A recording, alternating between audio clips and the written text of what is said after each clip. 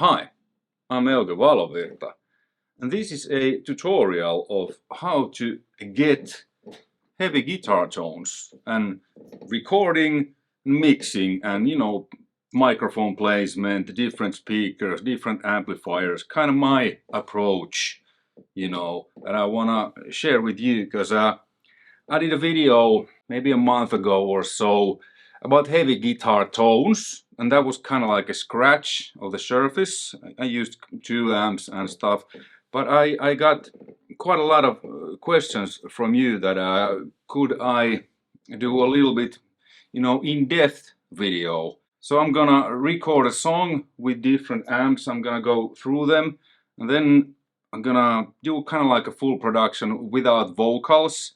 And after the song, we're gonna listen that soon. So I filmed myself while I recorded the different guitar parts.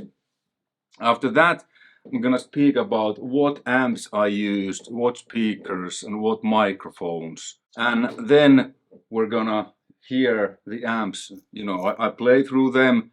Then we're gonna go into my DAW. So I show what I did then when I mixed the song, and maybe there's some tricks and tips to you also that you could use in your productions. So first let's listen the song now. The screen is divided because there was a couple of different guitars, and I'll put the amps on there so that you can see what I used. And please pay attention to what I'm playing, like you can see, but hopefully hear too. So sometimes I'm playing, because there's 2 rhythm guitar tracks, left and right. Sometimes I'm playing exactly the same thing. Sometimes I'm adding 3rd harmonies, sometimes 5th harmonies. Sometimes I'm playing the same chords, but on a different place of the fretboard, just to get a, more tonality. So pay attention to those, and pay attention also to bass guitar, how that complements the guitars. That's really important, especially in metal music and creating heavy guitar tones, because it's not just the guitar, it's guitar and bass. Okay, so let's listen the song, then do what I just said. All right, heavy metal.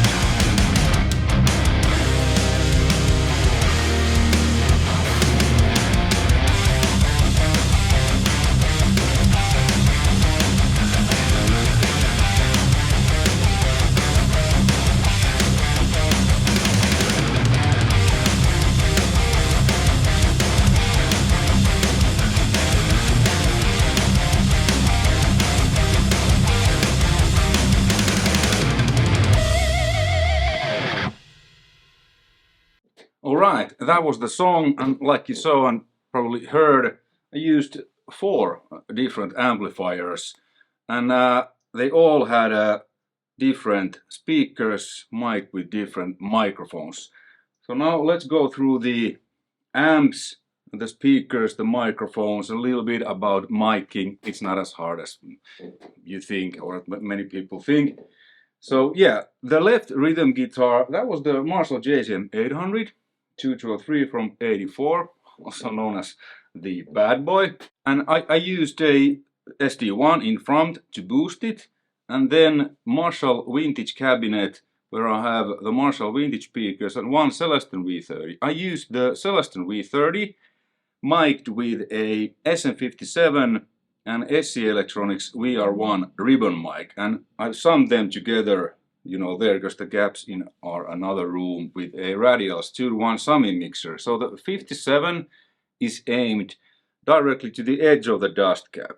You know, if it's too center, sometimes you get too much highs. If it's too outside of the dust cap, the sound is muddy. So 57 always, to me, like basically any mic, is to the edge of the dust cap, and then it's just small changes. You know, you tweak the EQ, and if you feel that too much, maybe I need to change the microphone. So it's a combination of both things.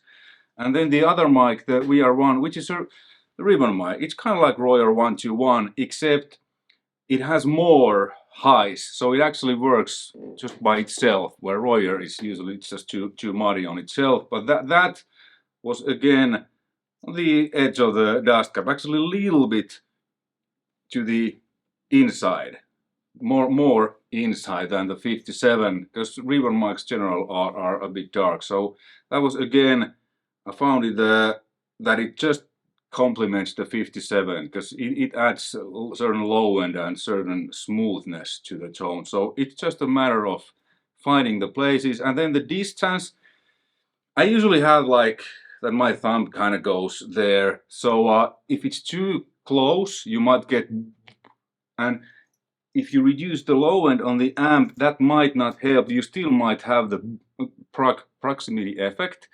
So, and then if it's too far, no matter how much you crank the lows on the amp, you don't get enough. So again, it's tweaking the amp, finding the correct distance. So it's about the, you know, this, and then the distance. And then when you find it, great. So the Marshall sounds like this.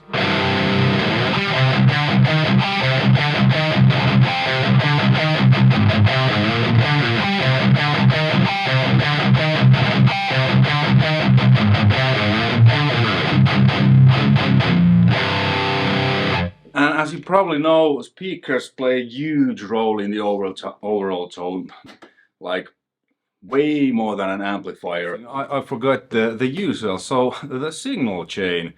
It's the ESP Mirage Custom from the 80s in standard C with EMG 81 and S pickups. Then into the pedal board where I have the different overdrives and so on. Then into KHE Audio Electronics amp switcher. Then into the amps, back to KHE, then into Fried Power Station, where I'm attenuating the signal a bit so that the house isn't shaking.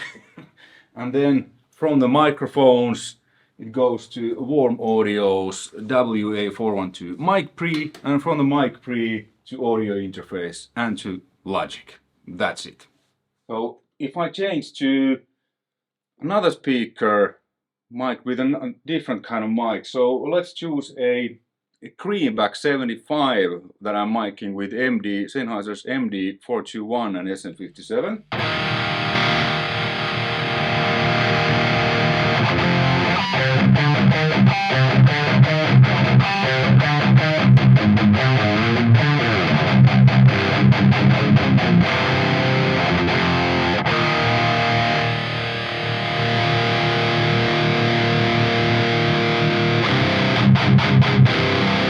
Back to the Celestion, and then let's listen how Marshall vintage speaker, this Marshall vintage I'm miking is pretty close to the Celestion, but I'm miking that with 2 SM57s in the Fredman style. Check that out.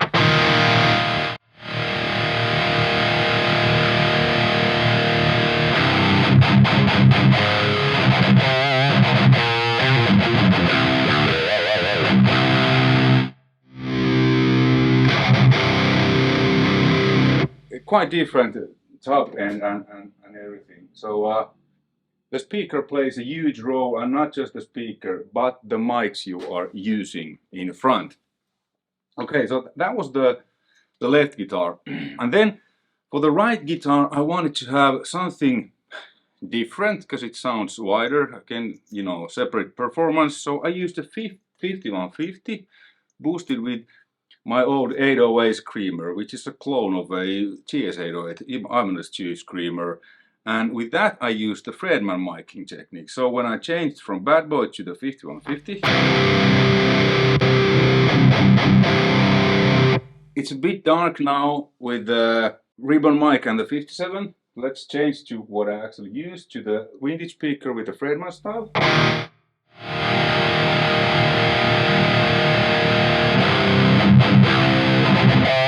You get that more aggressive kind of upper mid, but without the really high highs, because you probably know 5150 can sometimes be a little bit there, but since the Friedman style, you know, that is 57 straight into the dust cap, not to the edge but straight, and then the angled one is like this, so it cancels out those really high harsh frequencies what the straight one is picking, and then it also picks up low end from the side of the speaker.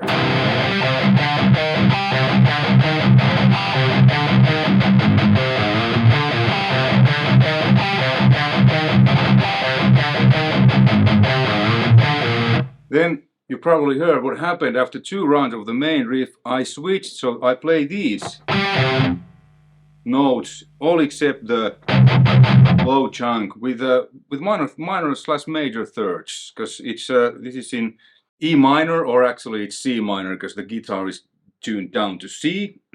But so I'm kind of doing third harmonies, and depending on the note, it's either minor or major. So I did this.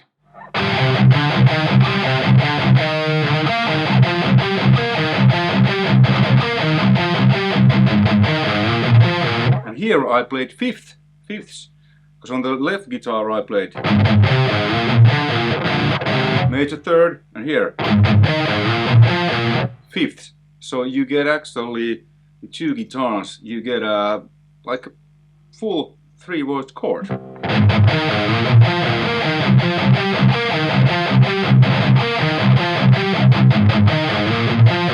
This is again arrangement thing, so I wanted to just the second part pop out a little bit, so I used you know, 5th and 3rd harmonies on that.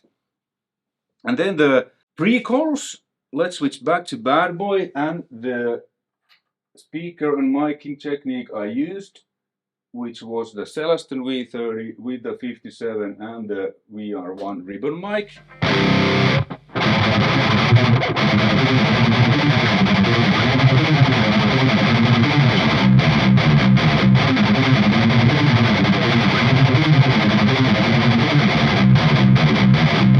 So again I was playing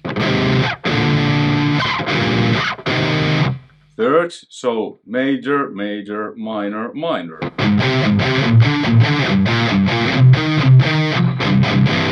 And then let's switch to the 5150 and to the speaker micings I used, which was the Friedman style. And I played fifths.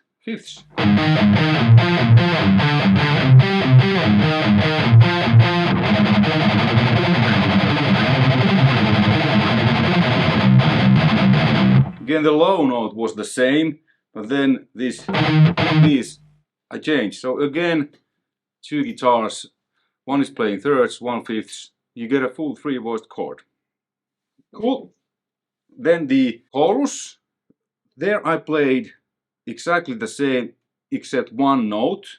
So on the Marshall, I'm just going to use the 5150 now. The Marshall I did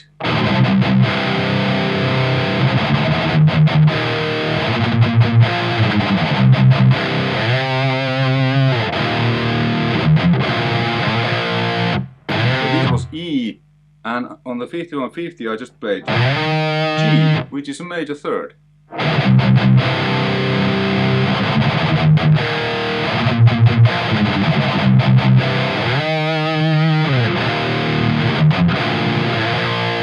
again, just suddenly it kind of pops out.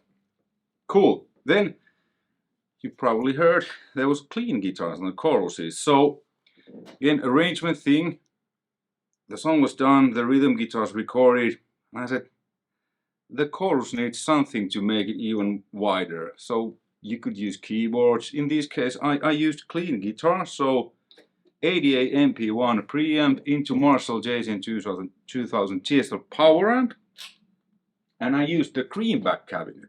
Because check out what happens. It's a little with the V30. So now it's the 75-watt greenback with the Sennheiser MD41 and 57.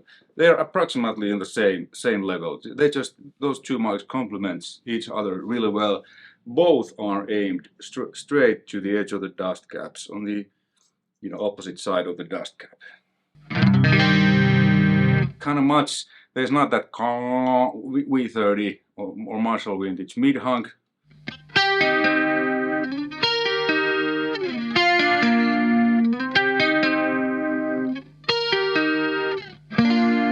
So I played these kind of like a sus chord. So this is a minor, E minor, because it goes, and it goes to G.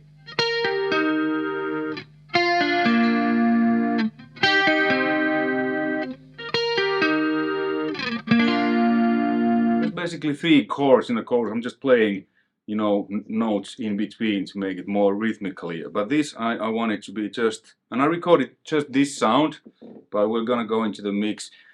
I added a lot of delays and reverbs there and harmonizers so that it sounds almost like keyboards.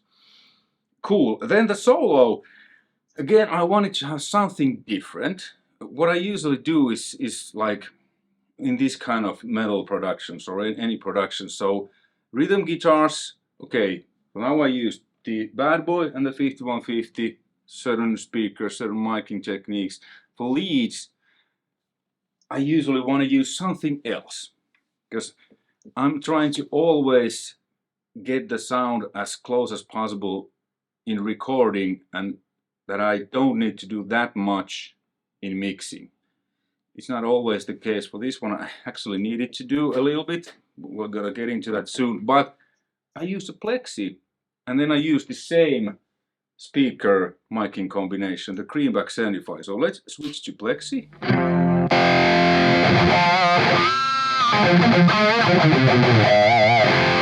This is a 1987X, where I have a legendary Jones Mr. Scary Mod there to add a little bit more everything, and then a Warm Audio's Centavo, a clone in front. And I first recorded these with a Greenback 65, but it was a little bit too woo-woo. This is a 65.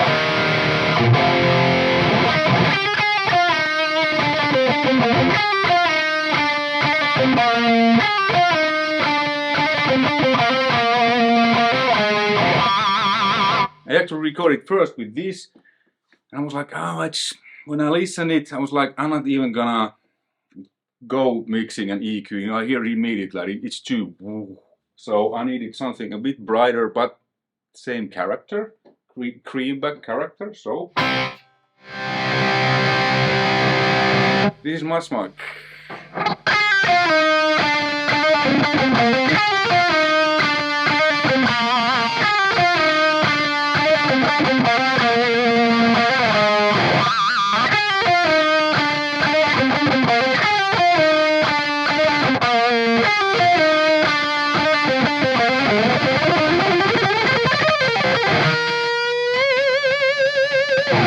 That was the solo, and then I harmonized it in thirds, and I decided that I use the same amp, same cabinet, same setting, because it just seemed to work the best. So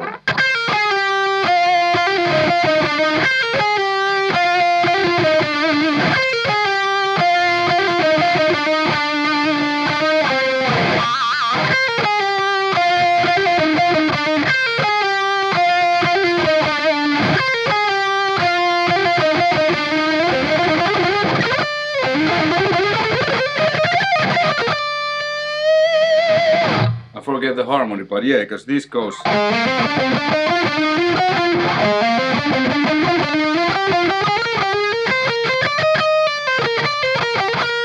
So the third harmony is.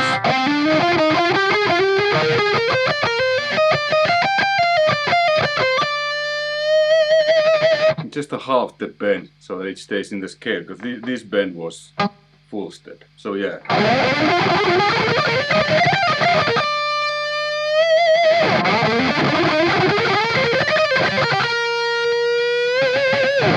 Like that, and that was that. So yeah. So 4 amps, you know, to get different colors, different spices, different tones, and using different speakers, different miking techniques. The Greenback 65, by the way, this sound. A little wah. That is a Sennheiser E906, and I actually checked that. The reason it's a bit dark, because it was I think I had, you know, accidentally bumped into it, so it was a little bit more outside of the dust cap than usually. But you know, instead of going to another room, changing the, you know, microphone, I just checked that okay, the 75 watt works with the 57 and MD421. So this is a little.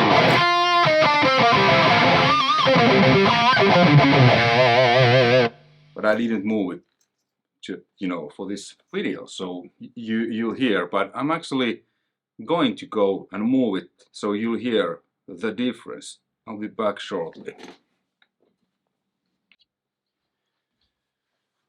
Alright, so I moved the microphone like maybe a centimeter more towards the center. Let's listen. Yeah, much brighter now. You get the nice sound.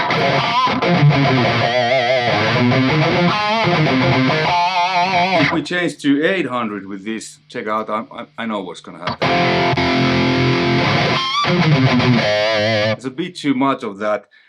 So maybe I bumped it, or maybe I had recorded of 800 with that speaker and that mic, I don't remember. But like you hear, you know, with different amps, you might need to place the microphones differently, because 800 has a lot more than a plexi. So that's why I like usually with 800s and with 5150s the V30s / Marshall vintages, more mids, it kind of covers the and greenbacks that I didn't use now, and greenbacks, they have that kind of bite, so it works really well with plexi. And if I use those, which I've done many times, and I just maybe move the microphones a little bit to the side from the sender, or back up the treble and presence. Like I said, you know, both those things. That was that. Just to, you know, summarize this.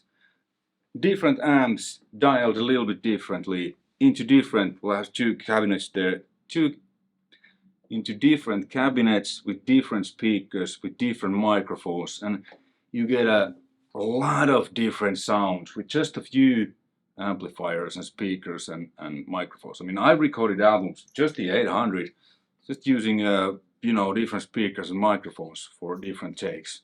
But now when I have the possibility to use different amps, obviously I'll do that. Maybe if you have that too, you do that too, or the same rules apply to plugins also. Okay, now let's go to the mix and I show you what I did there, because this was, I mean, it sounded pretty good, right? But in the mix it's totally another thing, because there's lots of other stuff too, and you need to fit your guitars, their instruments, you know, that they work with each other, and that they are not stepping on each other's toes. So let's go there now. Alright, so this is the song. Let's go through the tracks. So there's 2 bass tracks, 1 performance, recorded to this bass knob track first, then I copied the track to the Lemmy track. What I have there is a Bullgrains bass knob and Soft Tubes Murder 1 Lemmy Kilmister signature amp, Then the SSL channel strip, no EQ on the individual channels, and a Universal Audio's Teletronics LA2A compressor, and R-bass, waves R-bass, just to add a little bit more, low end thump there on the bow grain, and then they go to this bass bus where I boosted 5K, 5 dB with a bell, and 1 dB of 45 Hertz bell, and minus 3 dB of 230 Hertz, that little bit of that away. Mic pre is on to add a little bit of the SSL, 4000B channel strip character, and that's it. And then I'm sending bass to a dimension D, which is a Clark Techniques third dimension. I did a video about that recently. Really, really, really cool. So the bass on its own sounds like this.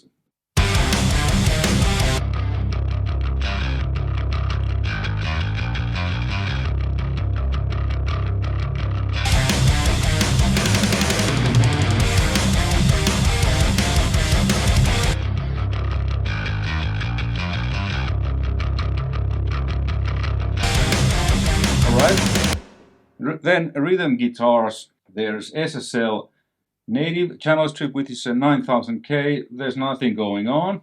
And then just go through that to add that, whatever character. And then they go to the rhythm guitar bus, where I've done a little bit EQing, cutting something, boosting something. And like you heard, when I play the guitars on their own, it sounded really, really good without anything straight in. If you look at the bass channel and the rhythm guitar bus, so I'm boosting a lot of 5K with bass, and I'm cutting around their upper mids, a little bit away from the guitars, and lower mids, and I'm boosting lows, and then I'm adding these really high highs. I have the high cut at 12K-ish, and the low cut here, and this isn't bell, it's a shelf, and 16K, it's kind of really smooth, almost like a high shelf. Well, it's a high shelf to add a little bit. So listen to the guitars with and without the EQ.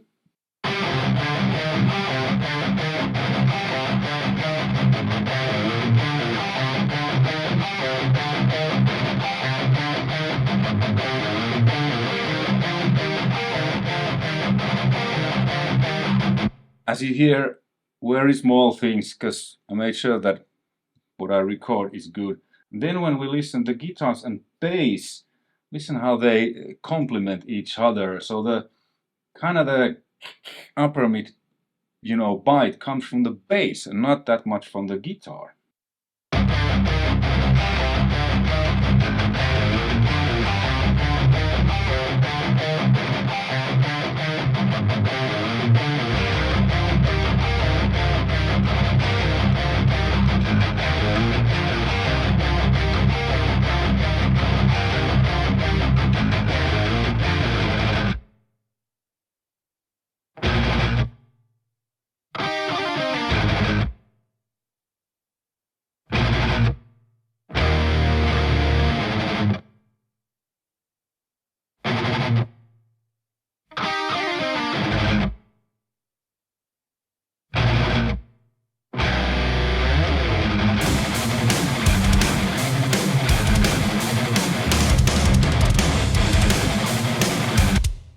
So this helps, the 5K helps the bass cut through, and it adds that. So I reduced it a little bit from the guitar because it was a bit too much.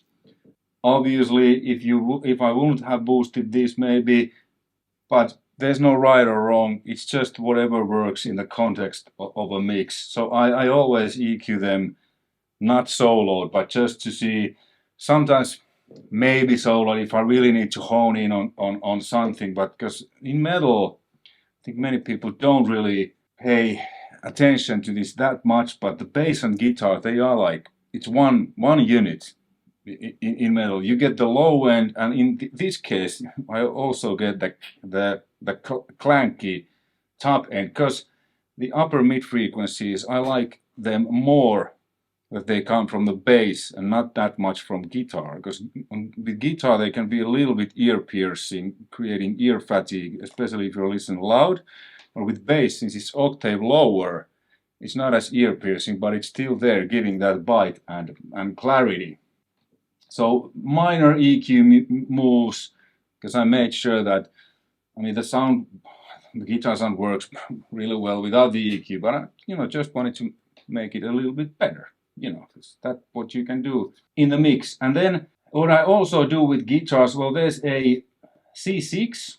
I used to use C4, but I've recently been using this. It's a multiband compressor, so I'm just reducing the kind of low mid stuff. Check this out, what it does.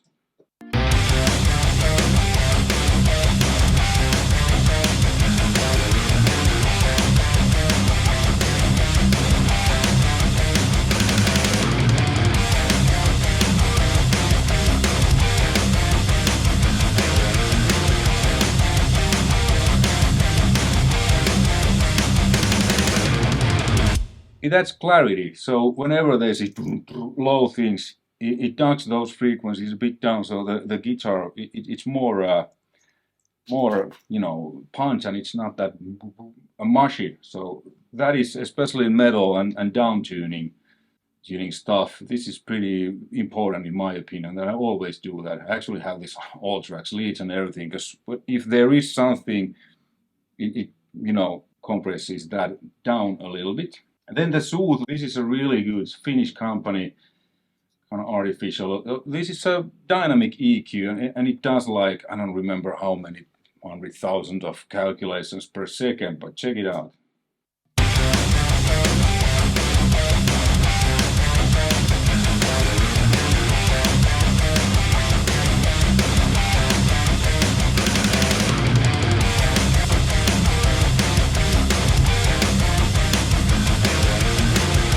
Again, minor thing, but it just smoothens it out a little bit, especially if you're listening really loud. So it kind of takes those out, because we humans, we hear higher mids, this frequency, we hear the best. So this is if nothing else, then just a safety procedure. If somebody's listening really loud, so that person most likely won't get ear fatigue. Then one last thing, this Pro Q, and well, minus 2.5 dB at around 4000.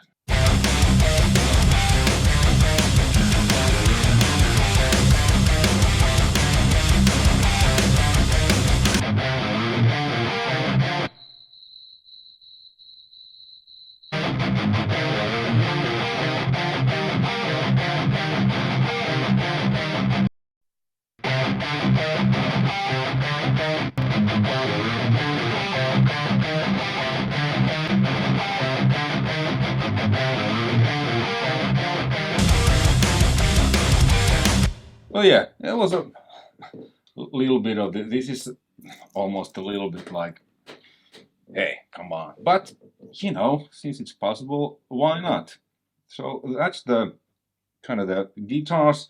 And then I'm sending stuff from the guitar, rhythm guitar bus, to 3 different effect buses, and these effects, they all go directly to the mix bus, like this goes to, so they are parallel effects.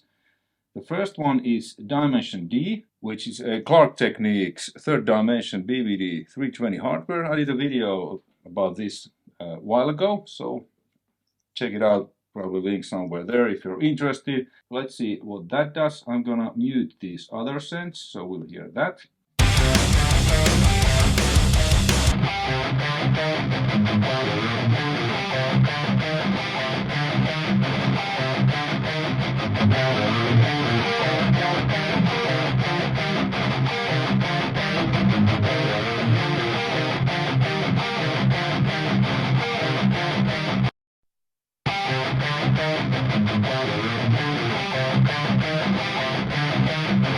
Makes it a bit more wider and more livelier. Then another second send is SPX90 Yamaha. It's hardware 2, the symphonic preset. That's really low, but it just adds a tiny amount.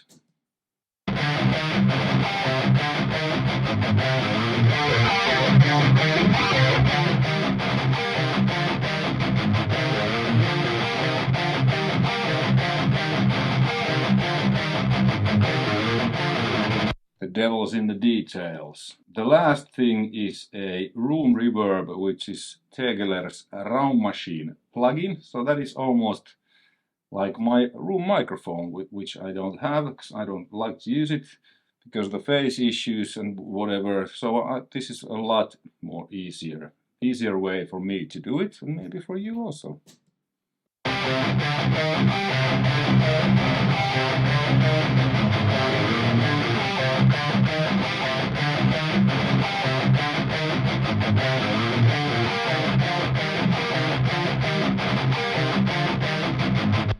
And all these three, they add a little bit something each, and then it's the sum of the parts. Let's listen to the guitars once more. I mute this.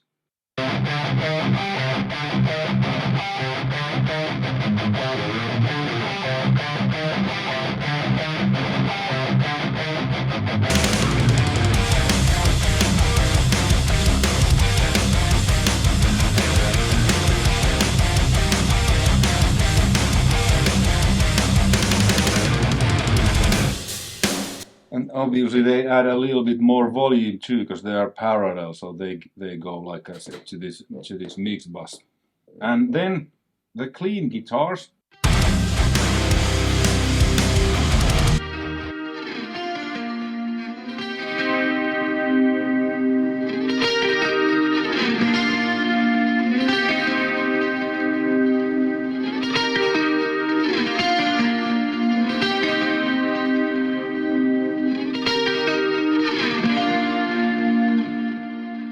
If I bypass everything what's in there,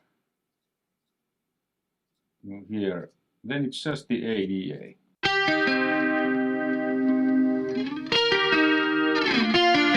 Oops, I forgot to play the first note.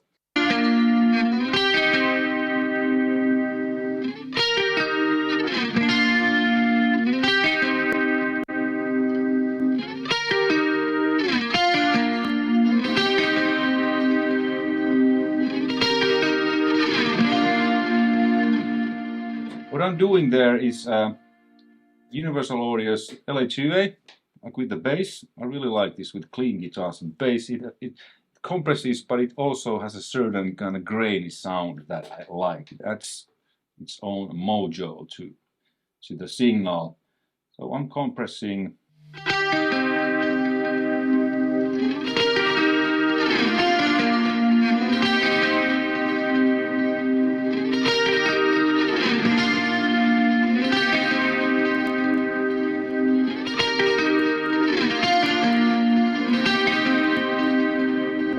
When I took it off, it was kind of like, but when it's on, it's really present. Then the C6, the same setting, just let's see if it does anything.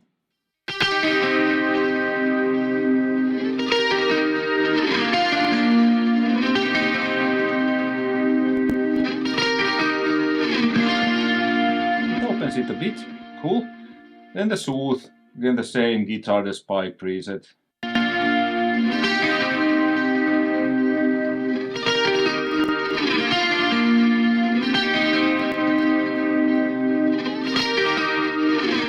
I really like this Soothe because when this is on, this is the last thing, and then the Pro Q kind of just if there's anything. But with the Soothe, I can boost the highs to get the clarity, the air I want, without the harsh frequencies. So this is something I do. So I have boosted 2 decibels of 16 again with this might know, was it this? Yeah, I remember that I boosted more. So 2.3 dB boost, and you know, low cut around 140 because I didn't need any low end to the choruses. I just wanted that thing in there, and a little bit the usual stuff. So cutting a little bit, 600, you know, because 500, 600, that's the evil frequency on many things. Kind of this. I'll show you on the lead guitars what I mean by that. And then I'm sending to Dimension D, to SPX 90, to H3000. It's the Eventide plugin of the micro pitch shift preset. Then I'm sending to PCM70 here, real hardware. Then I'm also sending to D2 here, real hardware. So this is on pan delay setting, which kind of goes, and this is ping pong delay setting. So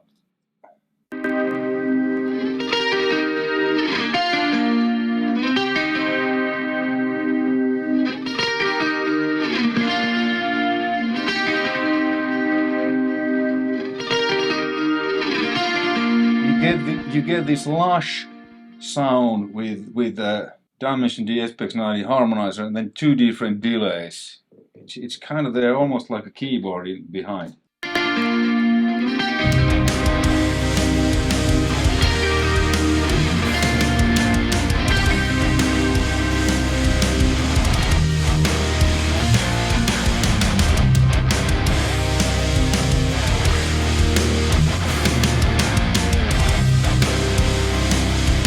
Just to add this moment to the chorus.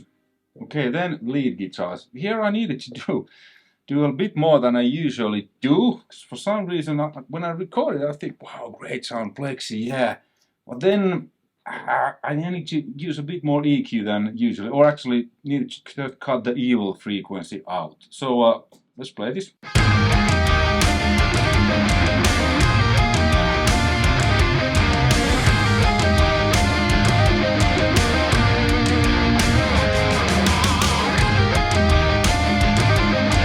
No,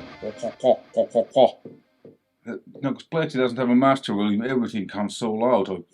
It's this, and it was the 500, but I cut that out and that did the job.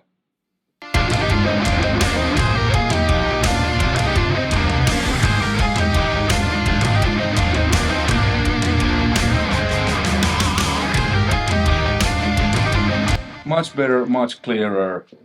500 minus 3.8 dB with 1.5 Q, then a little bit 100 Hertz, a little bit upper mids off, and 2 dB of 16K. And again, high pass here, 150 Hertz. Didn't need any low end with these because there's bass and rhythm guitars. They're just colliding there, so just to make room. Sounds a bit thin on its own, but in the mix, you know, nobody's gonna hear it soloed. Not even you this time. And then what else there? There's the C6 and Pro Q. Oh, yeah, I did some dynamic EQ thing.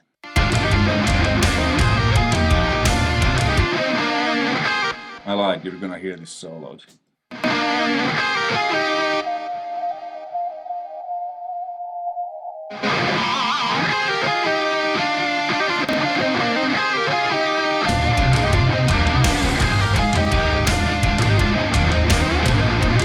Yeah, so this is around the 500 because when I EQ'd the 500, I think I EQ'd originally more of it out, but then I didn't like, I got rid of the but then I didn't like the overall sound then. So what I did, I used this a little bit less.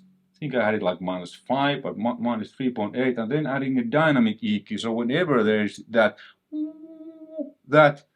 the dynamic EQ catches that. So this was, sometimes it is like this, you know, you think, oh, yeah, I have dialed great. So I just had a little bit too much lows and mids, I think, from the Plexi, you know, that.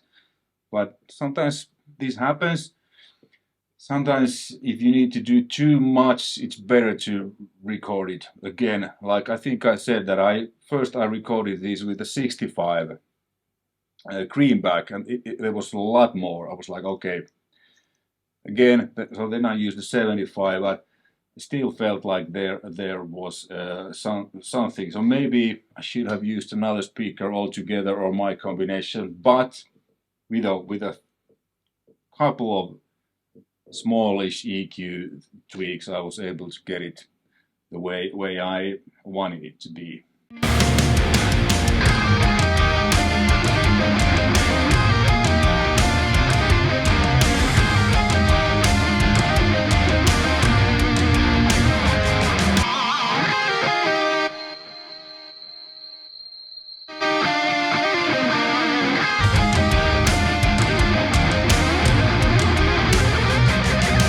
And what was going on there, there was a little bit of H3000 I was sending to the harmonizer a bit, make it wider, then a PCM70 delay, and a throw delay, because listen to what happens in the end, and check this out.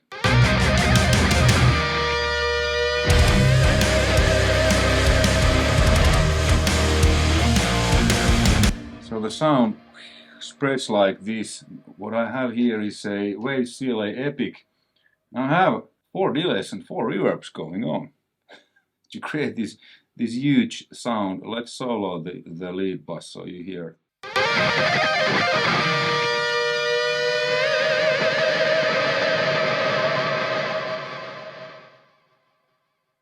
Devil's in the details. Small thing. 4 different reverbs going on. 4 different delays. Great plugin. Alright, so that was it regarding guitar and bass. The other stuff that was there was just the drums and my mix bus, where I have the Pultec EQ SSL Fusion and these are just metering and a limiter just to keep away the red lights. To summarize, these all play well, because a good player will sound good no matter the gear, bad player will sound bad no matter the gear.